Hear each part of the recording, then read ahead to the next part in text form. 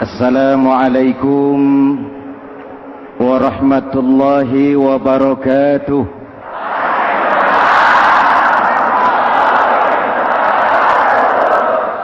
Alhamdulillah wassalatu wassalamu ala Rasulillah Sayyidina Muhammad ibn Abdullah wa ala alihi wa sahbihi wa mawalah, amma ba'du.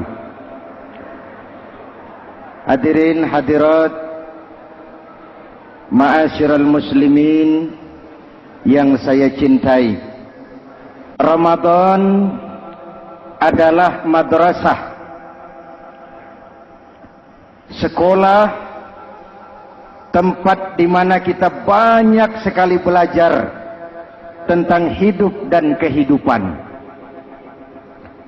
supaya kita lebih siap menghadapi hidup, supaya kita punya wawasan, supaya kita mampu melihat persoalan jauh ke depan, supaya kita tidak terjebak pada keuntungan sesaat tapi merugikan jangka panjang.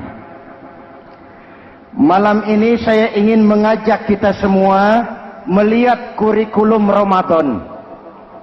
Pelajaran apa yang diberikannya kepada kita? Pertama, Ramadan mengajarkan kita menjadi orang-orang yang sabar, ulet, dan tahan uji. Ini zaman di mana persaingan tajam. Betul? Jangankan jadi pejabat tinggi, jangankan jadi pengusaha sekarang ini, jadi kiai saja kalau tidak sanggup bersaing,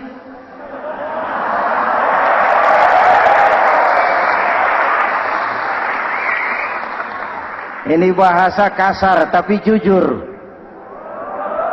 Karena orang sekarang hidup di zaman banyak pilihan. Akibat persaingan yang semakin tajam, orang sering kehilangan kesabaran. Kepengen cepat kaya, lalu tidak sabar. Makan renten, nipu orang, buka peternakan tuyul,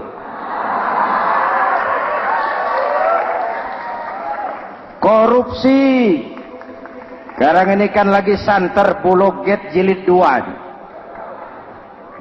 Rupanya memang tajam uang Bulog itu. Bulog sudah memakan salah seorang mantan ketuanya, Bedua Amang. Bulog sudah memakan seorang presiden. Sekarang Bulog sedang mengarah kepada ketua DPR. Kita lihat hasilnya.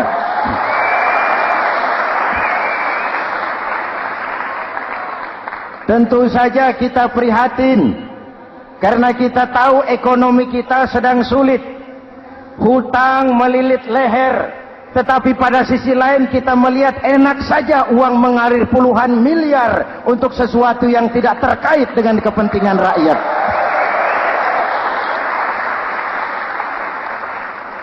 Karena itu puasa mendidik kita sabar, biar lapar melilit perut, biar haus mencekik tenggorokan. Kalau maghrib belum datang, jangan sentuh makanan, jangan ambil minuman. Sabar. Betul? Ada waktunya. Lalu lintas itu macet karena kendaraan besar tidak mau ngalah, kendaraan kecil tidak tahu diri. Betul? Antrian di pasar kacau karena yang sudah dapat nggak mau minggir, yang di belakang dorong-dorong. Betul? Dimanapun antrian kacau, Bung. Kalau yang sudah dapat mau dapat lagi, yang nunggu kelamaan, akhirnya dorong-dorongan, kacaulah kehidupan sosial. Puasa melatih kita sabar. Karena sebagai bangsa kita punya latar belakang sejarah. Kita ini bangsa yang ditempa oleh segala macam kesulitan. Kita 350 tahun dijajah Belanda, sulit. Setelah merdeka, kita dirongrong oleh berbagai macam pemberontakan, susah. Lalu PKI berontak, susah lagi. Lalu berdiri Orde Baru, lama-lama susah lagi. Orde Baru selesai, muncul reformasi, masih susah juga. Kita bangsa yang ditempa oleh kesulitan, bangsa yang tahan bantingan, bukan bangsa yang cengeng. Karena itu mari kita menjadi diri kita. Kita akan gagal kalau kita mau jadi orang lain. Kita akan gagal kalau kita hidup di bawah bayang-bayang orang lain. Jadilah kita diri kita sendiri. Sabar, ulet, dan tahan uji. Inilah kurikulum pertama dari pelaksanaan ibadah puasa. Sehingga dengan dibekali sifat sabar, kita bisa mengendalikan diri. Manusia hebatnya ya. Ayo kita banding-bandingkan. Malaikat, binatang, manusia. Malaikat tidak diberi nafsu, hanya diberi akal. Kalau malaikat tidak pernah salah, wajar. Jibril nggak pernah korupsi ayat. Ah, ini ada ayat bagus, saya pakai sendiri saja ini. Tidak. Malaikat maut tidak pernah salah address mencabut nyawa orang yang belum waktunya mati. Tidak pernah. Dan itu wajar. Malaikat makhluk tanpa alternatif. Secara instinktif dia diciptakan untuk taat. Sebaliknya binatang diberi otak tapi tidak diberi akal. Binatang hanya diberi nafsu. Kalau binatang tiap hari salah, wajar. Ayam, kalau sudah datang syahwatnya, tidak usah menoleh, ini banyak orang apa tidak? Betul. Kuda keliling kota tidak pakai celana, tenang saja. Betul. Dan wajar, namanya juga binatang. Sedangkan manusia diberikan akal dan diberikan nafsu. Tiap hari terjadi perjuangan. Kadang akal menang, kadang nafsu yang menang. Ketika akal menang, kita lebih tinggi dari malaikat. Ketika nafsu yang menang, kita lebih rendah daripada binatang. Hadirin yang saya cintai, itu pelajaran pertama, sabar, ulet, tahan uji. Lalu pelajaran yang kedua, melahirkan sikap istiqomah. Punya stabilitas temperatur batin, istilah sekarang. Soal istiqomah ini saya tidak akan menjelaskan pengertiannya. Saya mau cerita saja. Mau dengar nggak? Ini tentang istiqomah. Dalam satu pertempuran, Jenderal Salahuddin Al-Ayyubi bersama tentaranya, tentara Islam, pernah mengalami kekalahan. Karena kalah, banyak yang ditahan jadi tawanan orang-orang kafir, beberapa perwira dan banyak ofsir. Tercatatlah ada 3 orang ofsir jadi tawanan raja kafir ini. Satu hari raja kafir musyawarah dengan perdana menterinya. Perdana menteri, saya tuan raja, ini tawanan Islam ini enaknya diapain? Kalau enaknya sih dibunuh saja tuan raja, selesai urusan. Soal bunuh sih gampang, Perdana Menteri. Maksud tuan raja, bujuk saja agar dia meninggalkan Islamnya, ikut ke agama kita. Nanti kita kasih hadiah. Begitu. Iya, baiklah. Besok saya sidang 3-3-nya. Besoknya ini 3 ofsir disidang di tempat terbuka langsung oleh Perdana Menteri. Mula-mula dipanggil ofsir pertama. Ofsir pertama, ya Perdana Menteri, sini. Baik. Kamu tahu kamu siapa? Tahu. Siapa kamu? Tawanan. Iya, kalau tawanan bisa diatur kan? Diatur bagaimana? Kamu mau nggak ikut saya bersama Tuan Raja meninggalkan Islam agamamu, mengkhianati saudara-saudaramu sebangsa, setanah air, sekeyakinan? Ikut dengan saya, tinggalkan Islam. Nanti kamu akan saya angkat jadi pejabat tinggi, gaji cukup, rumah cukup, kendaraan cukup, istri cukup. Tapi kalau kamu menolak, kamu akan saya bunuh. Tuan Perdana Menteri, ya. Apa Anda menyangka selama ini saya berjuang karena kepengen kedudukan yang tinggi? Nih. Tuan menyangka saya berjuang ini karena kepengen harta yang banyak, jaminan hari depan yang memadai? Tidak, Tuan Perdana Menteri. Saya tinggalkan keluarga, kampung halaman, sanak famili, handai taulan. Saya jihad karena mengharap ridho Allah Subhanahu wa ta'ala. Tapi sekarang kamu tawanan kan? Itu resiko perjuangan. Kamu tidak mau meninggalkan Islam? Tidak. Kamu akan saya bunuh. Silakan. Kamu tidak takut mati? Tidak. Kamu berani? Dari kemarin. Apa dikira baru sekarang saya berani? Tuan Perdana Menteri, saya berharap memang saat-saat seperti ini bisa saya temukan.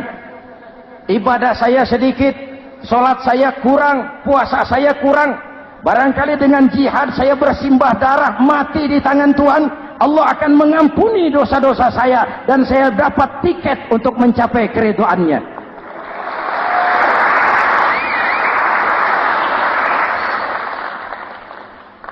Gila kamu, biarin. Kalau ini Tuan anggap gila, saya bisa berbuat lebih gila dari ini. Saya bunuh kamu, bunuh.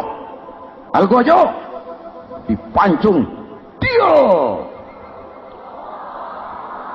Ini terlepas kepalanya dari badannya, menggeluntung kepalanya ke bawah, jatuh bergelindingan.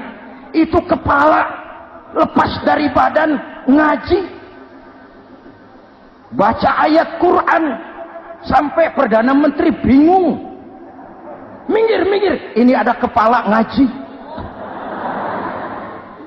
Ayat yang dibaca, ya ayyatuhan nafsul mutmainnah, irji'i ila rabbiki radiyatan mardiyah. Wahai jiwa yang tenang, kembalilah kepada Allah dengan diridhoi. Masuklah ke dalam golongan hamba-hambaku dan masuklah ke dalam surgaku. Matanya terpejam rapat, bibirnya tersenyum. Dia gugur sebagai syahid karena membela keyakinan. Dia istiqamah, tidak goyah oleh tawaran jabatan dan kedudukan yang tinggi.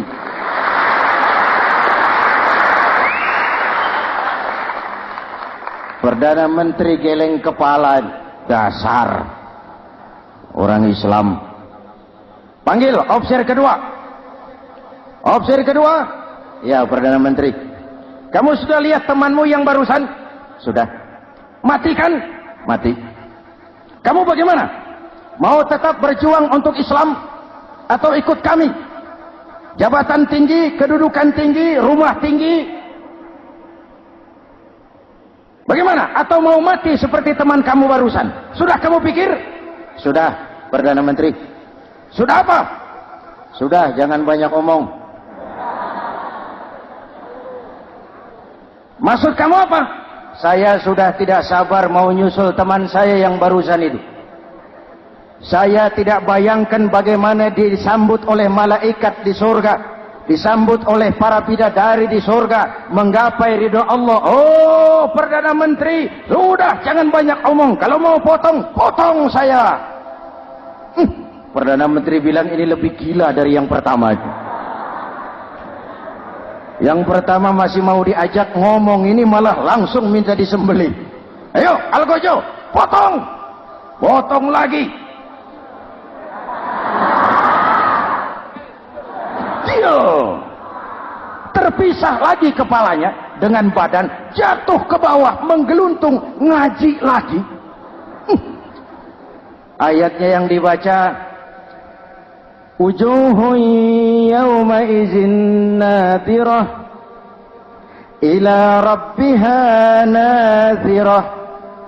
Muka mereka hari itu berseri-seri kepada ridho Allah. Mereka memandang bibirnya senyum, matanya terpejam, dan dia ajal dengan husnul khatimah, mendapat syahid karena teguh punya keyakinan, istiqamah dalam perjuangan, tidak goyang, tidak mencela dan mencele.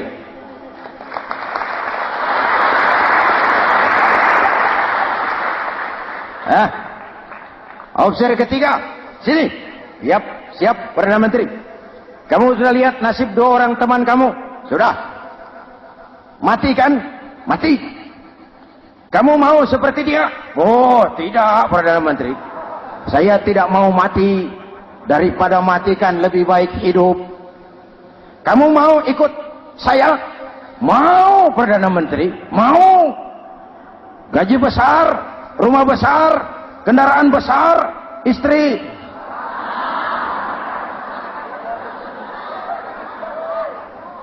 Mau, Perdana Menteri, saya mau. Daripada tidak jadi apa-apa, kan lebih baik jadi apa-apa. Daripada tidak punya apa-apa, kan lebih baik punya apa-apa. Oh, jadi kamu selama ini berjuang karena mau cari apa-apa? Iya. Bagus. Nanti saya musyawarah sama raja. Kamu diangkat jadi bupati di mana? Tunggu ya. Perdana Menteri laporan, Tuan Raja. Ya, ini opsi ketiga kelihatannya baik ini. Dia mau mengkhianati teman-temannya, sebangsa, setanah air, sekeyakinan. Mengkhianati bangsanya, meninggalkan agamanya. Dia mau ikut kita. Kita angkat jadi pejabat di mana dia?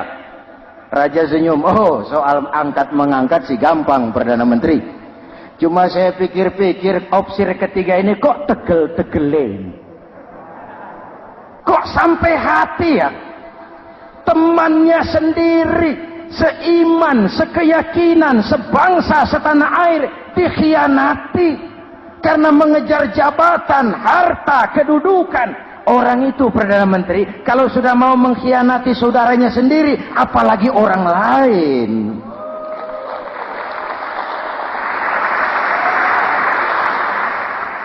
Ini opsi ketiga, ini opsi bejat. Anda bayangkan temannya sendiri dikhianati. Nanti kalau ada kesempatan, kita ditikam dari belakang. Jadi bagaimana Tuan Raja? Malah kalau saya lihat yang 2 yang sudah mati itu orang hebat, Perdana Menteri. Punya pendirian, istiqamah. Malah kalau bisa yang 2 itu dihidupin lagi. Loh, dihidupin bagaimana Tuan Raja sudah kadang mati? Jadi bagaimana ya opsi ketiga ini? Bunuh. Buat apa piara benalu jadi duri di kaki nanti?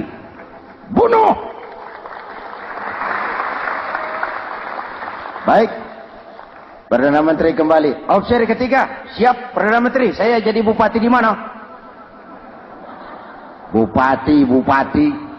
Modar sampean. Loh, saya mau dibunuh. Bunuh. Katanya kalau ikut agama Tuan, meninggalkan agama kami, saya akan jadi pejabat tinggi. Kamu opsi bejat, kamu tidak punya pendirian.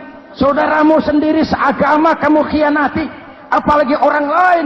Potongan kayak kamu jadi pejabat, rusak negara ini.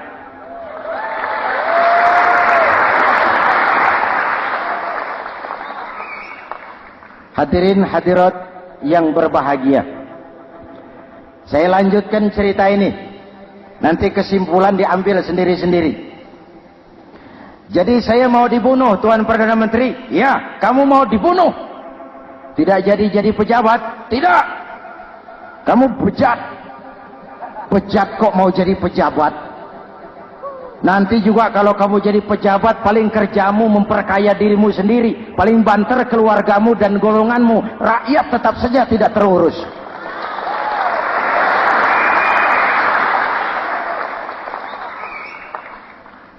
Paling-paling kamu kalau sudah jadi pejabat tinggi, kerjamu cuma membuka, meresmikan, berkunjung.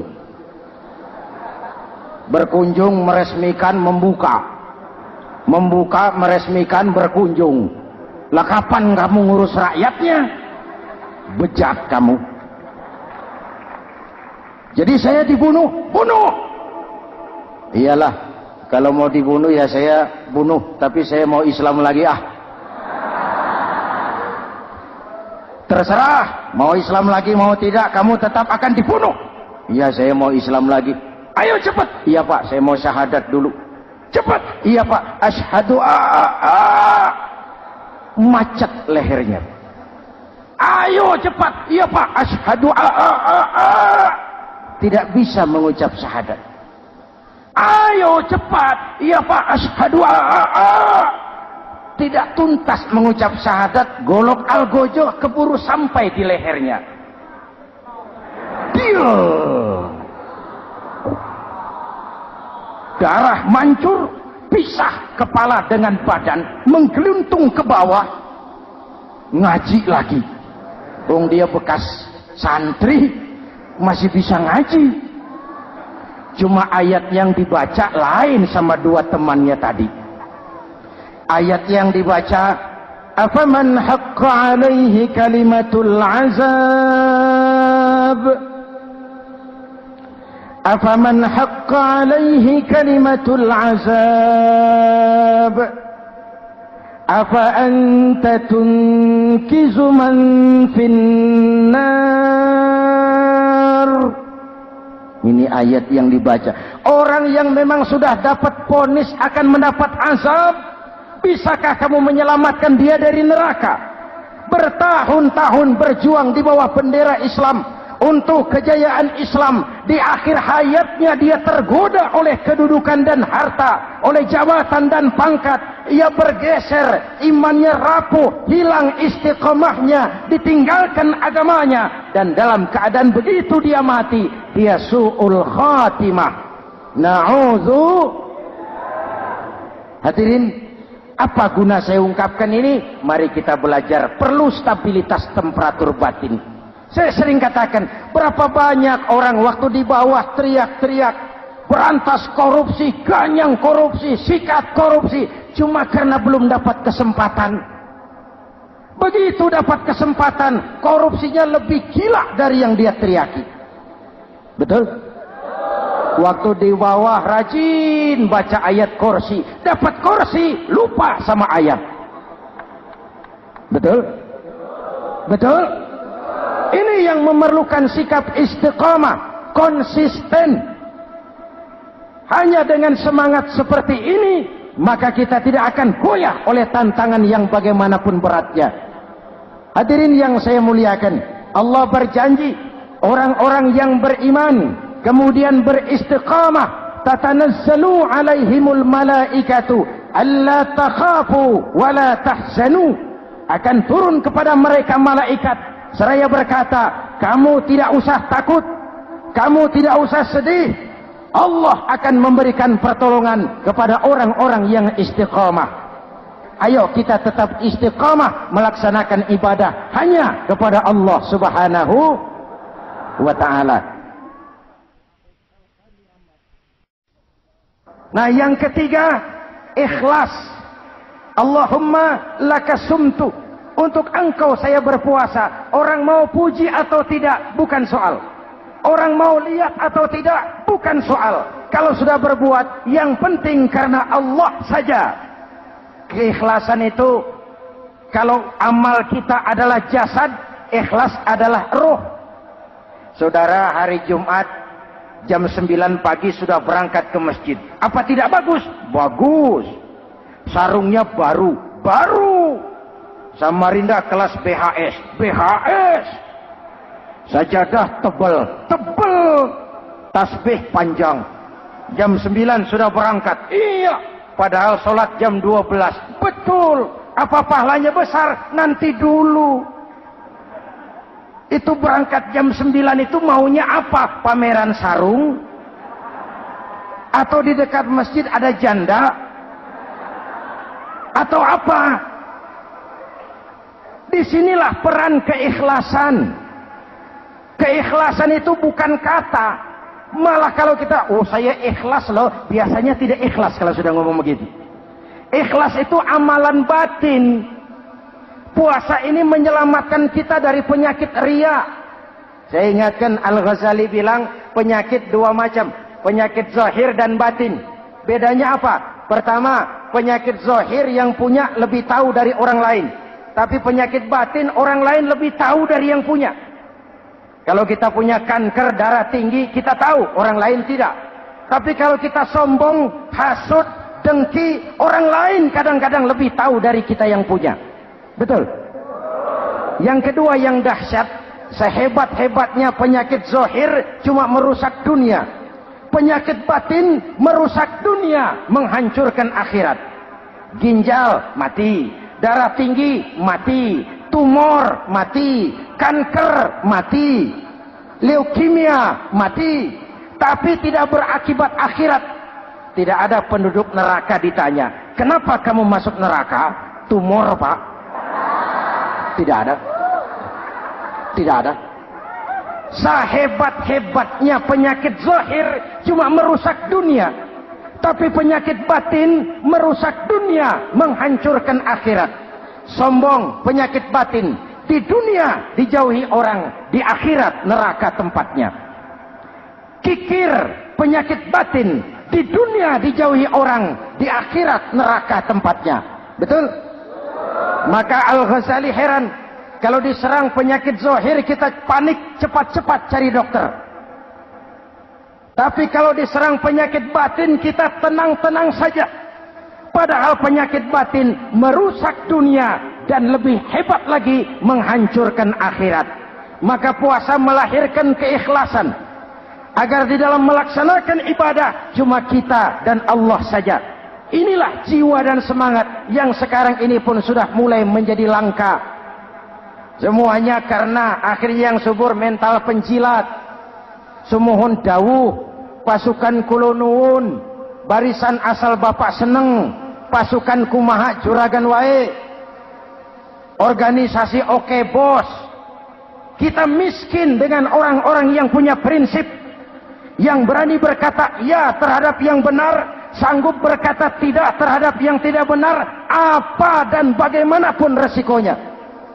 Kita terlalu kaya dengan barisan asal bapak seneng, pasukan oke bos, organisasi kumaha juragan wae, dan kita miskin dengan orang-orang yang punya kepribadian, yang tegar dan istiqomah apapun resiko yang dihadapinya. Jadi dengan keluar dari sekolah Ramadan, semangat keikhlasan makin tumbuh dalam hidup dan kehidupan kita. Ibu bapak hadirin hadirat yang berbahagia, itulah makanya puasa disebut ibadah sirriyah, ibadah abstrak, cuma kita dan Allah saja yang tahu. Ini lebih mendorong semangat keikhlasan. Kata Imam Al-Ghazali, "An-nas kulluhum mauta illa al-alimun wal 'alimuna niyamun illa al-'amilun wal 'amiluna mughtarruna illa al-mukhlisun." Manusia itu mati kecuali orang yang berilmu. Orang yang berilmu walaupun hidup tidur kecuali yang mengamalkan ilmunya. Dan orang yang mengamalkan ilmunya banyak yang tertipu kecuali yang ikhlas di dalam mengamalkan ilmunya. Manusia mati kecuali yang berilmu. Yang berilmu walaupun hidup tidur kecuali yang mengamalkan ilmunya. Yang mengamalkan ilmunya banyak yang tertipu, menyangka amalnya sudah banyak, sholatnya sudah hebat, zakatnya sudah luar biasa, jihadnya sudah mantap. Banyak yang tertipu kecuali yang ikhlas di dalam mengamalkan ilmunya. Jadi amal tanpa ikhlas, jasad tanpa ruh. Itulah makanya nuansa Ramadan dengan ibadah puasa mengembangkan semangat keikhlasan di antara kita semua. Mari kita baca doa sama-sama munajat. Mohon pertolongan Allah agar kita diselamatkan dari penyakit riya dan ditumbuhkan semangat keikhlasan. Ala hadhihi niyyah wa ila hadratin nabi. Al-Fatihah. Bismillahirrahmanirrahim. Alhamdulillahi rabbil alamin. Ar-Rahmanir Rahim. Maliki yaumiddin. Iyyaka na'budu wa iyyaka nasta'in. Ihdinas siratal mustaqim. صراط الذين أنعمت عليهم غير المغضوب عليهم ولا الضالين آمين. بسم الله الرحمن الرحيم آمين. الحمد لله رب العالمين اللهم صل وسلم وبارك على سيدنا محمد وعلى آله وصحبه أجمعين. اللهم اجعل جمعنا هذا جمعا مرحوما وتفرقنا من بعضه تفرقا معصوما.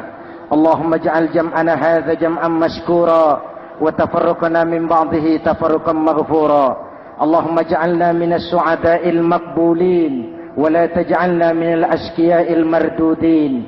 ربنا تقبل منا صلاتنا وصيامنا وقيامنا وتخشعنا وتعبدنا وتضرعنا وتمم تقصيرنا برحمتك يا أرحم الراحمين. اللهم أصلح من في صلاحه صلاح المسلمين. اللهم أهلك من في هلاكه صلاح المسلمين. Ya Allah, dengan sepenuh perasaan dan pengharapan, dengan segala keremahan dan kerendahan, kami bermohon kepadamu, berikan kami kekuatan zahir dan batin, berikan kami kesabaran dan ketabahan, sikap istiqamah dalam mengarungi hidup yang penuh ujian ini. Karuniakan kepada kami pemimpin-pemimpin yang takut kepadamu dan sayang kepada kami. Rabbana hab lana min azwajina dhurriyyatina qurrata a'yun waj'alna lil muttaqina imama. Afdalu ma qultuhu ana wan nabiyyuna min qabli. La ilaha illallah.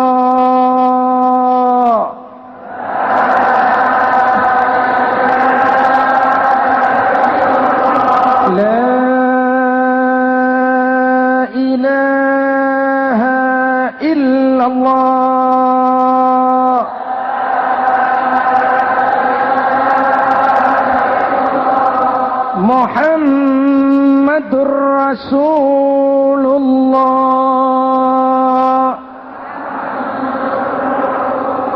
Amin. Kalimatu haqqin 'alaiha nahya wa 'alaiha namut wa 'alaiha wa biha nub'atsu insyaallah minal aminin birahmatika ya arhamar rahimin. Sallallahu ala sayidina Muhammadin wa ala alihi wa sahbihi ajma'in. Ana rabbika rabbil izzati amma yasifun. Salamun alal mursalin walhamdulillahi rabbil alamin. Assalamualaikum warahmatullahi wabarakatuh.